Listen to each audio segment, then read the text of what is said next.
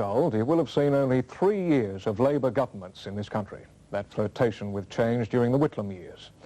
Now there's change again, and this Labour government is giving every appearance of settling in for a long innings.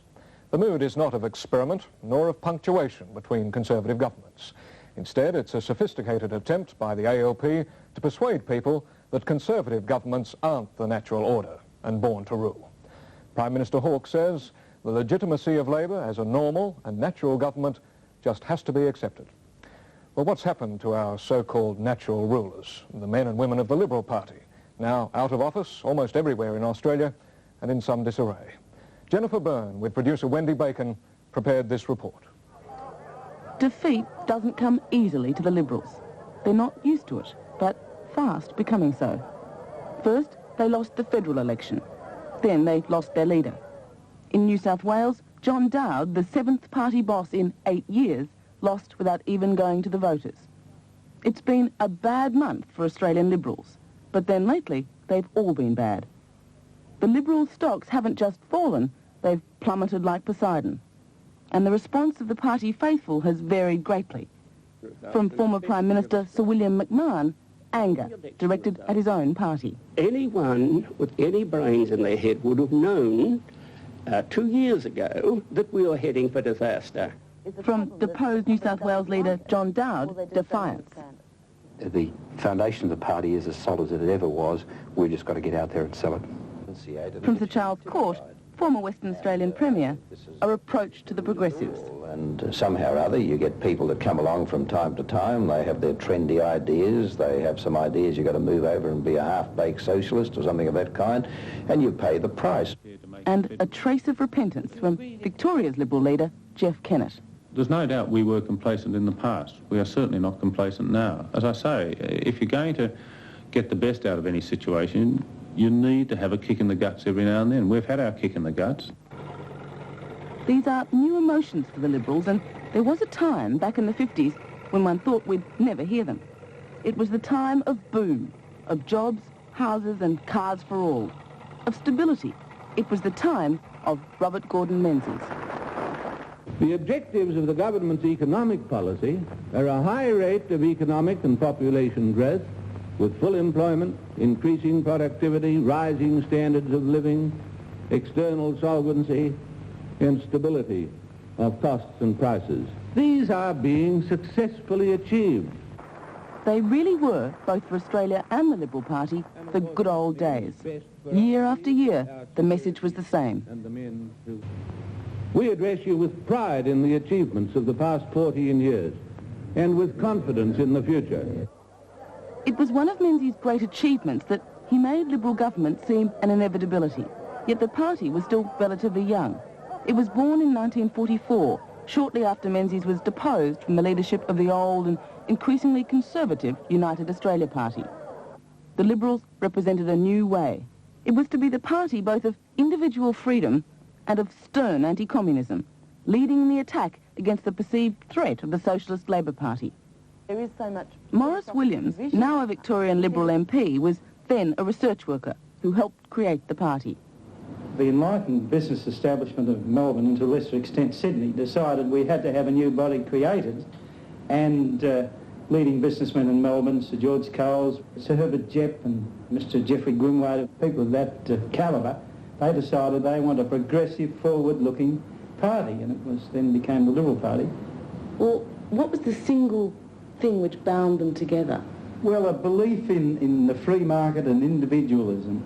Well, I think it was the better elements of middle-class values of honesty and decency and hard work and so on. Not something for nothing. But we realised there were the underdogs who had to be looked after by social welfare benefits and so on. You saw the foundation of the Liberal Party, and when you look at that party today, what do you feel? Well, today, I don't think the big men, the big self-made men are involved in politics. The young people think we're a lot of old fuddy-duddies and we're there for people who've got power and prestige and we're not giving the up-and-comers a go, things like that. That the party has lost much of its early appeal is a common concern. Not that true Liberals doubt their own faith, they're solid, but they do worry about the way the public sees the party. For example, Sir Rupert Hamer. Well, to me it represents some of the most important things in life, namely the importance of the individual above all, and freedom of all kinds, reward for effort. And how do you think that the person in the street sees the party? They tend to see it quite falsely as somehow linked to big business and sometimes international business. It isn't. Big business doesn't dominate the show at all, but I think that people have an impression that it does. Whether the public's assessment of the Liberals is fair or not, it's certainly been decisive. In 1970, the coalition held federal and every state government. Australia was a symphony in blue, the dark blue Liberal, the lighter shade National Party. Now, 13 years later, it looks like this. The Liberals rule in just one state, Tasmania, which, given the dams debate, is rather a special case anyway. It was South Australia which fell first, and which in fact set the pattern for the Liberals' decline.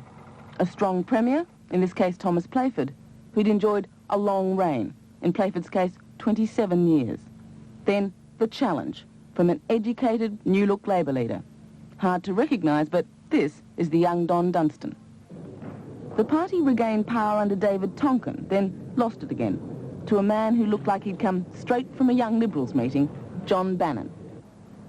New South Wales was never a great state for the Liberals, but even there, in the 60s, it was held for them by a crafty politician named Rob Askin. He and the party eventually fell before a nifty Sydney QC, Neville Wran, and they haven't had a look in since. As for Victoria, this was the party's heartland, and never more so than in the prosperous days of Henry Bolte. He was 17 years at the helm. His deceptively simple farmer's face became a national institution. In 1972, he resigned in favour of Sir Rupert Hamer, then plain Dick Hamer.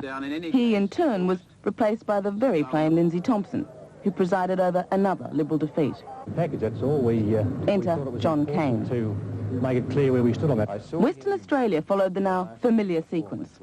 Years of Liberal strength under Charles Court, decline under his successor Ray O'Connor, and finally extinction at the hands of yet another young Labor professional, Brian Burke. Of all the defeats suffered by the party, it was the loss of Victoria which caused most pain. Victoria, after all, was the jewel in the crown. Menzies was born here. The men who founded the party had their business headquarters here. Bolte reigned here. And for people like me who grew up in Melbourne during those Bolte years, it seemed that things would never change. It was the natural order. So the shock for the Liberal Party was that much greater when Victorians not only turfed out the state Liberals, but federally voted Labor too, leaving the Liberals in control of just 3 seats in the whole of Melbourne. To fall so far, so swiftly, to lose not just the jewel, but the crown itself, has been a most disturbing experience for Australian Liberals. And it's prompted an uncharacteristic bout of self-examination. But why and how it happened, well, they can't agree on that. For some, like Sir Rupert Hamer, it's chiefly a matter of hard times not bringing out the best in government. Nobody, not only here, but I mean nobody in any country is able to explain to people why they're suddenly hit with increasing prices, namely inflation, why they're hit with unemployment. And doesn't the party bear any responsibility? Oh yes, I think the economic slide, the recession, which is worldwide, with unemployment and worried people, is only the groundwork. What a government's got to do then is seize on what it can do, and I don't think that we did enough. Peter Collins, one of the younger of the just 13 Liberals left in the New South Wales Parliament, blames the party for not acting on its own principles. The real failure of the Liberal Party over the last couple of years has been a failure to deliver what it promised or what it appeared to promise. Sir Charles Court shares that view. Well, I'm hoping that Mr. Peacock means what he said, that he's going to get back to basic Liberal principles, because he comes from a state that has done a lot of harm to the Liberal cause. That's where the trendies hail from. And these are the people that will jump onto these single-issue causes and so on. It seems to be the place where they breed. Well, you know, they have failed, and they've failed their trust. They've failed the Liberal Party and its basic philosophies. We could never have lost all of these elections in states and federal, and the worst in the federals, if we had not lost our way. And we should have known at least 2 years ago we were losing it, and we should have come back onto the right track of liberalism. Is it in deep trouble, do you think, the whole Liberal movement? Yes, I do. What can be done? They're not choosing people because of quality and our need to get people of quality, but rather the ones that have been hanging around the joint all the time, and because of the passage of time, even though there's been failure after failure, in they go. Whatever or whoever's to blame, it's in each city's middle-distance, middle-class suburbs, the so-called mortgage belt, that the Liberal Party has hit the skids. They were never precisely the Liberal faithful, but they were believers, and no party can survive without them. The whole game, if you like, and the whole objective in politics is to seize the middle ground, to occupy the area which most people believe in and accept. And the Liberals have let that slip at the moment to the Labor Party. Don Aitken is Professor of Politics at ANU. The Liberals have got to learn, as they didn't learn in the 1970s, that they are not necessarily the natural majority party. They were and have been the natural majority party for a very long time, in coalition. Now the Labor Party has made the most spirited and determined effort since before the First World War to be the natural majority party. That's to say, to draw its support as far as possibly evenly right across the spectrum of Australian society. And if it succeeds in that, then the Liberal Party will be in opposition for a very long time. When you look at Canberra and you think how long the Liberals have been in occupation here, it's perhaps not so surprising that they lost their grip on the middle ground. It's a world of government buildings, public servants and private secretaries. And it really is the world the Liberals know best. Perhaps that's part of the problem, that having spent the best part of the last 30 years in continuous government, they've got a lot more experience managing the affairs of state than they have managing to keep in touch with the everyday problems of ordinary people. In their heyday, the Liberals were treated with extraordinary deference by the press. We're extremely honoured this evening to have with us, to meet the press, the Prime Minister of Australia, the Right Honourable R.G. Menzies. Mr. Menzies has done us the honour of coming here, and I would like to say how very grateful and thankful we are to him. Good evening, sir. Thank you, David. And when the leader did decide to share his views with the nation, he did it sparingly and without overindulging his audience. You have a perfect right to be told occasionally by those whom you've elected to government what it is they're doing and how it's going on. And therefore, in the first place, I'd just like to say to you, because I haven't very much time... In fact, the Liberals had a lot more time, at least 10 years. Policy. Their real problems only surfaced when they started losing elections. They'd rather see Australia governed by themselves, even if badly, than governed brilliantly by the other side. So how will the Liberals cope now the other side's in?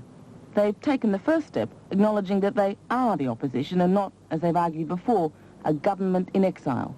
The interesting question is whether, confronted with the real government, the party will choose to move towards it, trying to grab that much sought-after middle ground, or whether it will go back to its old principles, as Sir Charles Court believes it should.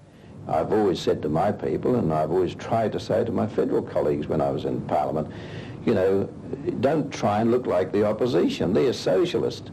Look like yourself, look like Liberals, be Liberals, talk Liberals, act like Liberals, and you'll find that the public want it that way. Productivity through Others, like Morris Williams, believe it's the Liberals who belong in the centre, and Labor has usurped them. Well, Hawke has stolen the middle ground away from us. While the party in power has the middle ground, they will be in government. That's what makes me very, very sad indeed. I think Bob Hawke has stolen the clothes of the traditional Liberals. And there's strong evidence that he, or the party at least, has done that most successfully. According to a poll taken by ANOP, the number of people who see Labor as the Workers' Party or Party of the Underprivileged has halved in the last 10 years, while 4 times as many people see it as representing the family, the average person. The Liberals, on the other hand, seem increasingly to represent nothing at all. More than 40% of those asked simply didn't know what it stood for. So, is there anything positive the party can do? In some ways. Professor Aitken, for one, believes the answer is not much. The most likely scenario, it seems to me, is that with the election of Mr. Peacock as leader, and with the plain fact that the Hawke government is standing fairly in the centre ground, good political tactics say you get as close as you can. So the Liberal Party will move away from Fraserism towards consensus. It'll be saying, me too, we're in favour of consensus. And they'll wait for the Labor government to start making errors. But that's a terribly negative attitude. I mean, can't they offer anything? I don't think so, no. They don't know what they're about or where they should go or what have they got to do to get back in, they keep saying to themselves. And the answer is they'll have to wait for the Labor governments to make mistakes. And they just could be waiting a long time. After all, who during those Menzies days could have imagined that men such as these, pragmatic, youthful, with an appearance that almost out-liberals the Liberals, would one day lead the Labor Party? That report by Jennifer Byrne. The producer, Wendy Bacon.